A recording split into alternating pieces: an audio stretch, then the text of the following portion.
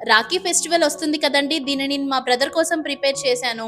మీరు కూడా మీ బ్రదర్స్ కోసం చాలా సింపుల్ గా ఈజీ వేలో ఫ్రెష్ గా ఈ రెసిపీని అనేది మీరు ప్రిపేర్ చేసుకోవచ్చు. హలో అండి, welcome back to my channel Mouni's kitchen delights. నేను ఇవాళ చేయబోయే రెసిపీ వచ్చేసి కాజు బర్ఫీ అండ్ కాజు రోల్. అది ఎలా చేయాలో చూపిస్తాను రండి.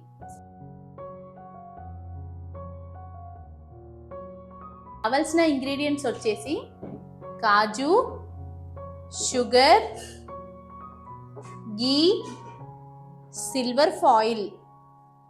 ఈ కాజుని మిక్సీ జార్లోకి వేసుకొని గ్రైండ్ చేసుకుందాం. ఇలా మెత్తగా గ్రైండ్ చేసుకోవాలండి ఈ కాజూస్ని. స్టవ్ ఆన్ చేసుకొని కడాయి పెట్టుకొని ఇందులో ఇప్పుడు 1 కప్ షుగర్ యాడ్ చేసుకుంటున్నా. ఇదేంటంటే ఇప్పుడు 1 కప్ షుగర్ అనేది మనం యాడ్ చేసుకున్నాం కాబట్టి 1/2 కప్ వాటర్ యాడ్ చేస్తున్నా. కరెక్ట్గా ఇక్కడ కాజు అనేది 2 కప్స్ ఉంది, దానికి నేను 1 కప్ షుగర్ 1/2 కప్ వాటర్, ఈ కొలతతో చేసుకుంటే మీకు కాజు అనేది చాలా టేస్టీగా వస్తుంది. ఇది వాటర్లో మిక్స్ అయ్యి తీగపాగం వచ్చేంత వరకు దీన్ని కుక్ చేసుకుంటూ ఉండాలి, మధ్య మధ్యలో కలుపుతూ ఉండాలి. చూసారు కదండి, షుగర్ అనేది వాటర్లో మెల్ట్ అయిపోయింది, బబుల్స్లా వస్తుంది. ఇంకొంచెం కుక్ అవ్వాలండి. మనం హ్యాండ్తో చెక్ చేసుకుంటే తీగలాగా కనిపించాలి. అలా ఉన్నప్పుడు మనం కాజు అనేది ఇందులో యాడ్ చేసుకుందాం. ఇప్పుడు మనకి పాకం అనేది రెడీ అయిపోయింది. ఒకసారి నేను మీకు చెక్ చేసి చూపిస్తాను. ఇప్పుడు ఈ కాజు పౌడర్ని ఇందులో యాడ్ చేసుకుందాం.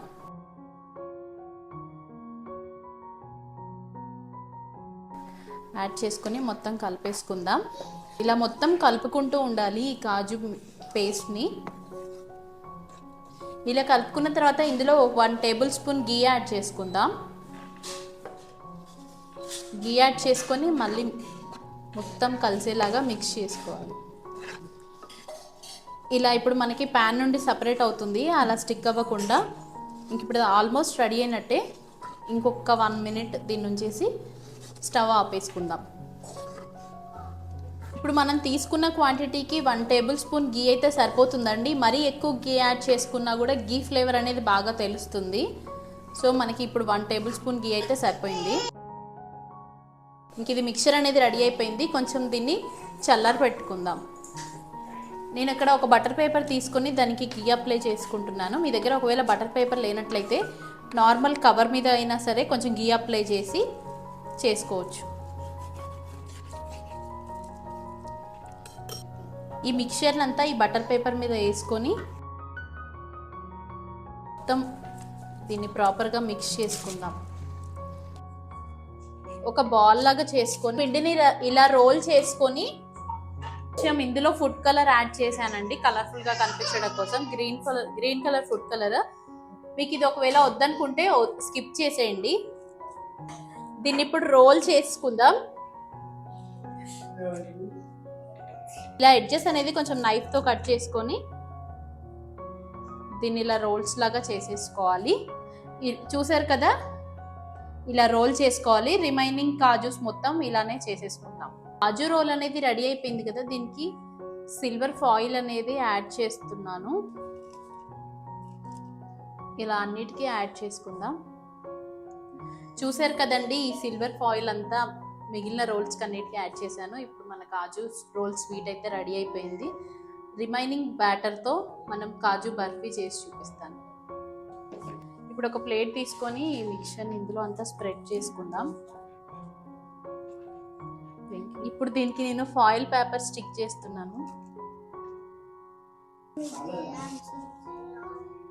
ఇప్పుడు వీటిని నేను డైమండ్ షేప్లో కట్ చేసుకుంటున్నాను.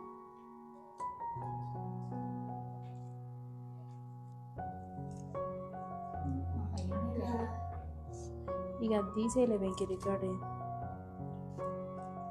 చూసారు కదండి, కాజు బర్ఫీ అండ్ కాజు రోల్ ఎంత కలర్ఫుల్ గా కనిపిస్తుందో. నేనైతే దీన్ని చాలా సింపుల్ గా చేసేసుకున్నానండి, తక్కువ ఖర్చుతో.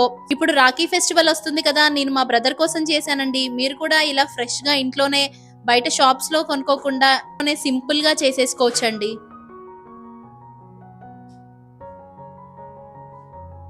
చూసారు కదండి ఈ రెసిపీ. ఇది చాలా కాస్ట్లీ స్వీట్ అయినప్పటికీ చాలా సింపుల్గా ఈజీగా చేసేసుకోవచ్చు. తప్పకుండా మీరు ట్రై చేయండి. ట్రై చేసి కామెంట్ సెక్షన్లో ఎలా వచ్చిందో, టేస్ట్ ఎలా ఉందో నాకు కామెంట్ చేయండి. మీకు ఈ వీడియో కనుక నచ్చినట్లయితే నా ఛానల్ని లైక్ చేయండి, షేర్ చేయండి, సబ్స్క్రైబ్ చేయండి. Don't forget to click the bell icon. Thank you so much.